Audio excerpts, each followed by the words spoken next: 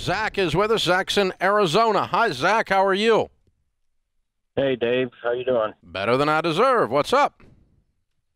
Hey, so me and my wife have been working our behinds off the past 4 or 5 years, paying off crazy debt, and we're actually doing real good right now. We're at about baby step 5, 6.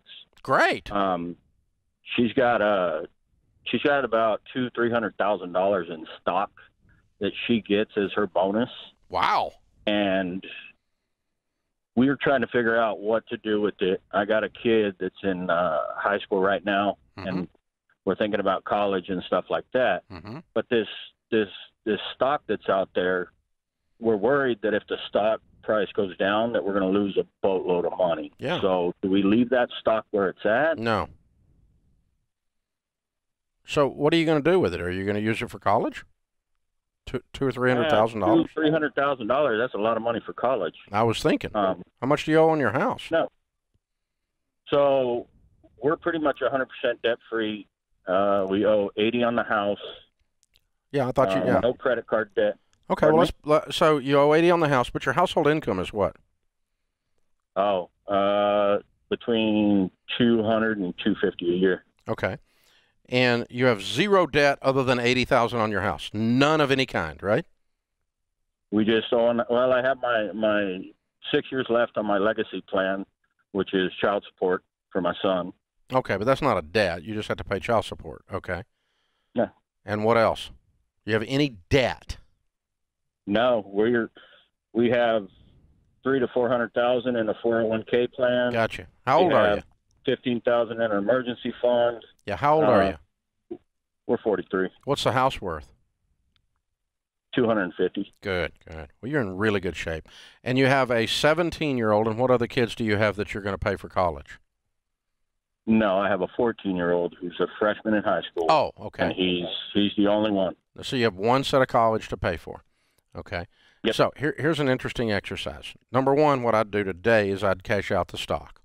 The first thing I would do with it is I'd pay off your house. Now you're a 100% debt-free. You're on a budget making $250,000 a year. You can probably cash flow most places he would go to college. But you've got another $200,000 left over, or another $150,000 left over after you pay off your house to do other stuff with, right? So you can start investing for college aggressively, and you can have a big pile of money for college in addition to, a great income, and you'll have a tremendous amount of wealth because you're going to make $250,000 a year in the next 5 years. You're going to make $1.5 million before this kid goes to college. Right. So you're going to be able to send the kid to college, right, without any trouble. But we've got to be intentional. We have to be careful to do it. But you make plenty of money mathematically to do it without any trouble. Now, so then the second thing I would do first thing is cash out the stock. Second thing is I'd pay off the house. The third thing is I would sit down and start to look at actual schools. Now, it won't be the same cost today as it is 5 years from now, but just go and say, where do we think Junior might go to school? And let's look at what they cost. Right. So he's going to a community college for the first part. He gets scholarship, tuition's free because he's a local in the area. And then he's more than likely going to transfer to Texas Tech to finish it out. Okay. Or if he wants to go to Texas Tech for 4 years, you've got the money. Right. And I'm splitting the bill with my with his mom, my ex-wife. Even if you pay for it, and she, even if she can't pay for it, you just pay for it. You've got the money. You're fine. So, you got $250,000. We take $80,000 out. We pay off the house. That leaves $150,000 that we can earmark for this and other wealth building. And then you go to Texas Tech's website. You figure out what it costs there. Whatever the tuition is, my guess is it's probably around $10,000 to $12,000, $13,000 a year right now, something like that. It's about double that for housing, roughly. Okay. So if it's if you have a $13,000 tuition, you probably have $26,000 a year times 4 is $100,000. Okay. So if you take $100,000 and you set it aside, this kid goes to school for set aside $100,000 earmark it in your mind in a mutual fund growing. This kid will go to Texas Tech, and you could pay 100% of it all 4 years, including housing. Now, that's assuming my numbers are right. But, I mean, you see what I'm doing.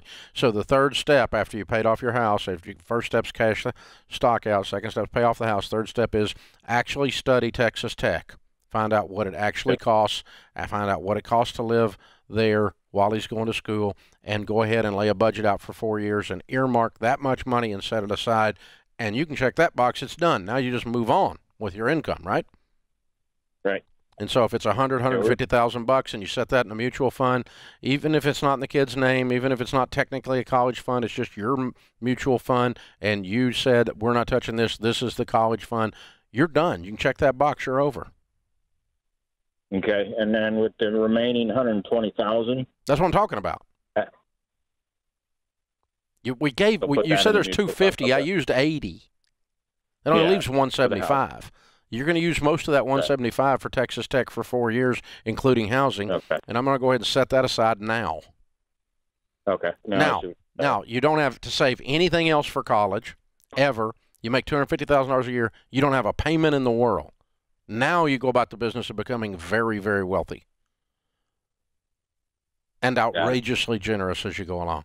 But college is done. Your retirement is well underway. You're fine with your retirement. Keep adding to it, of course. Max it out. And now you start investing, and you increase your generosity factor.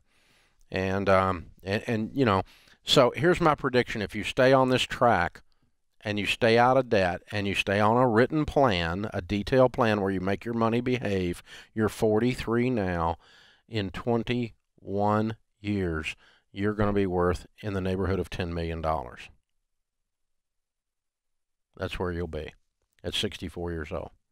But you make $250,000, dude. You ought to be. Okay? Now, most people make $250,000, blow it all, and they don't have anything. But you ought to be. So you're going to change your family tree if you stay on track. I'll prove it to you. I'm going to send you a copy of the book, Everyday Millionaires, and it'll outline exactly what I just showed you. And Chris Hogan wrote this book. It's from the study of the largest study of millionaires ever done in North America, Everyday Millionaires. Hold on, I'll send you a copy.